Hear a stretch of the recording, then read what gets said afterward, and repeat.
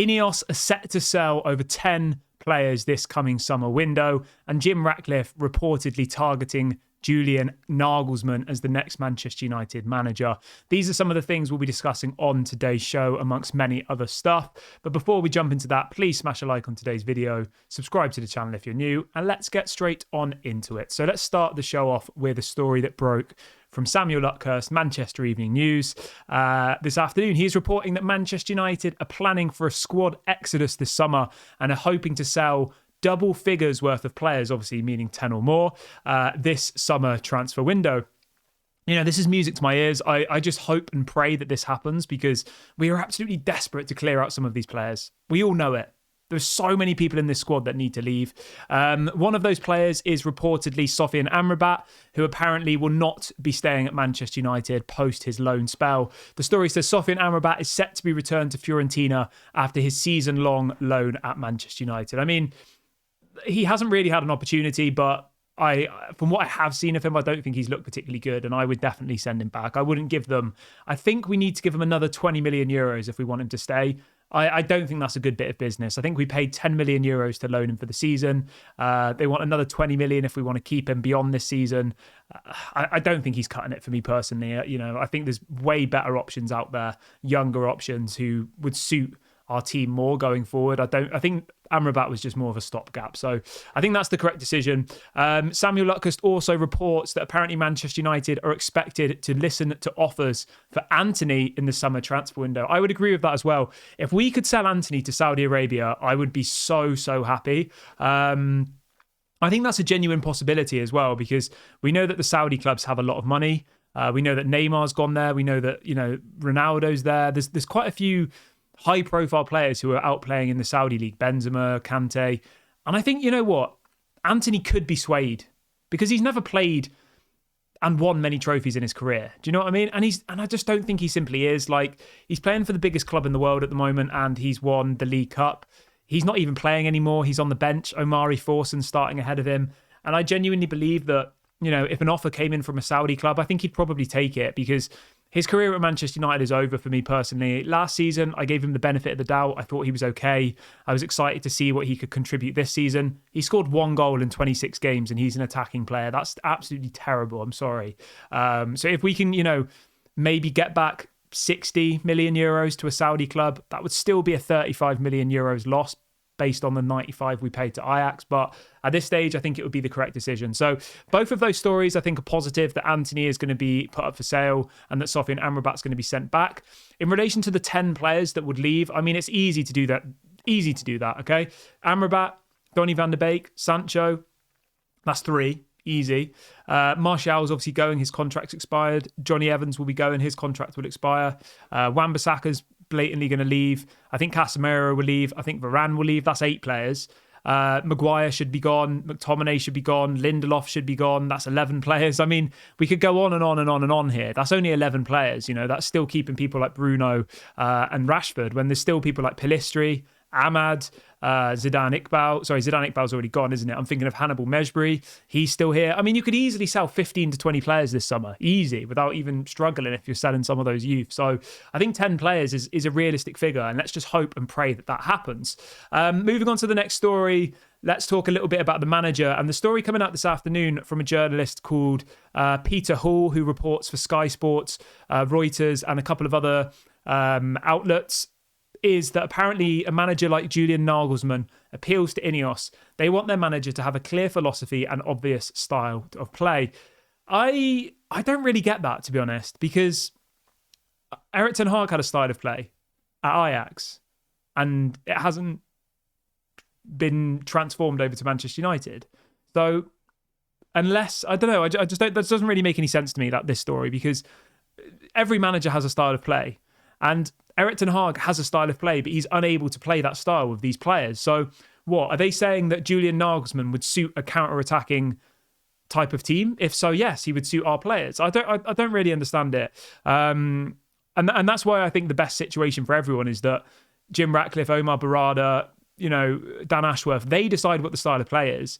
They say, we want to play this style of football. They then sign the players to play that style of football. They get rid of any players in the squad who aren't capable of doing it. And then they say to Erik ten Hag, We want you to play like this. Here are the players that you need to play like that. You've got 12 months to show us that you can do it. And if he doesn't do it, you get rid of him next season. That's my preference anyway. But let me know. I mean, bringing in another manager with a different philosophy to try and get something out of these players is not going to get us anywhere. So that's my take on it anyway. And also the same journalist is reporting that apparently Thomas Tuchel is not on INEOS's radar for the managerial role at Manchester United if Erik ten Hag was to get sacked. And I think that's good. I don't want Thomas Tuchel and I don't want Nagelsmann. I don't want either of them personally. I think both of them are no improvement on Erik ten Hag for me, being honest. I know people will say Erik ten Hag's not been good. He's got no style of play, whatever. He does have a style of play. Go and watch his Ajax team. They play beautiful football. He just can't do it with these players. And that would be the same with Nagelsmann. It will be the same with Tuchel. Like, if you want to keep this squad, go and get Sam Allardyce. Go and get Jose Mourinho. Like, those are the types of managers. I mean, maybe even Diego Simeone. Like, those three managers would suit this squad perfectly. Absolutely perfectly. Because this squad are capable of counter-attacking, moments of magic, parking the bus. That's what they're capable of doing. And, you know, the types of managers like Erik ten Hag, Nagelsmann, they wouldn't suit these style of players. So no matter who you bring in, unless it's someone like a Simeone, Sam Allardyce, Jose Mourinho, you know, someone who parks the bus, it's just not going to work. So that's my take on it anyway. On a more positive note, though, apparently Manchester United are on the brink of getting a new head of recruitment. So obviously Dan Ashworth will be the sporting director, and we will then also have a head of recruitment whose job will obviously be to head up the recruiting, as the word says. And apparently this guy is called Julian Ward. He used to be at Liverpool for quite a long time. He isn't there anymore. He's available for free at the moment. He was there for, I think, about 10 years. He signed players like Darwin Núñez, who I think is quality. He signed Luis Diaz for only 35 million. Alexis McAllister, he got last season for 35 million. He signed Cody Gakpo for 35 million. Like, he's brought through some really good players into that Liverpool side, and I think he'd be a quality addition to the Manchester United kind of board and all the rest of it. And the story says INEOS have been looking at Julian Ward for a long time as one of the top options for the head of recruitment role at Manchester United. So hopefully this happens alongside Dan Ashworth. I think that would be really, really exciting. In the same story as well, apparently Sir Dave Brailsford has been seeking advice from Rolf Rangnick about what to do with Manchester United. And I like this. I appreciate this because, you know what? Rolf Rangnick said so much truth. He was literally just firing out the truth in his press conferences. Yes, he obviously wasn't good enough to be a permanent manager for Manchester United, but he was just speaking pure facts. He said we needed open heart surgery. He said we needed 10 players, and we didn't listen to him and we sacked him. So I'm really glad that apparently Sir Dave Brailsford has been speaking to Rolf Rangnick and trying to understand what's been going on at Manchester United, obviously, because it's been going on for 10 years. You know, it's not Erik ten Hag. It's been going on for the last 10 years. It's not just Erik ten Hag. So that's positive for me. That definitely is really, really positive. In relation to ingoings in the summer, obviously this morning we spoke about Man United targeting a striker, a centre midfielder, a right-sided centre-back and a right-back. There's a story that's just broke from Fabrizio Romano, obviously a very reliable journalist, saying Manchester United will look to sign a new left-back this summer. It says they are assessing young, talented options for this position. I think this is honestly we need a new left back more than anything, really. You know, Luke Shaw's made of glass again, or has been for a long time, I think, personally. Malacia's fallen off the face of the earth. And we don't have any left backs. It's just not good enough for a club of our size. I know people will say, what about Alvaro Fernandez? Like, he's gone to Benfica. I don't think he's going to be coming back. Other than that, it's Brandon Williams, who, let's be honest, was never good enough for Manchester United. So I think this is positive. And I think, us signing a new left-back is really, really positive. Just a really, really quick one, guys, on Dan Ashworth. There's some breaking news that came out from Ben Jacobs a couple of hours ago that apparently the agreement between Manchester United and Dan Ashworth is now very close. It says talks are positive and advancing. A full agreement could happen as soon as next week. So it looks like Dan Ashworth will become our new sporting director. Very excited about that. I think it's the right decision.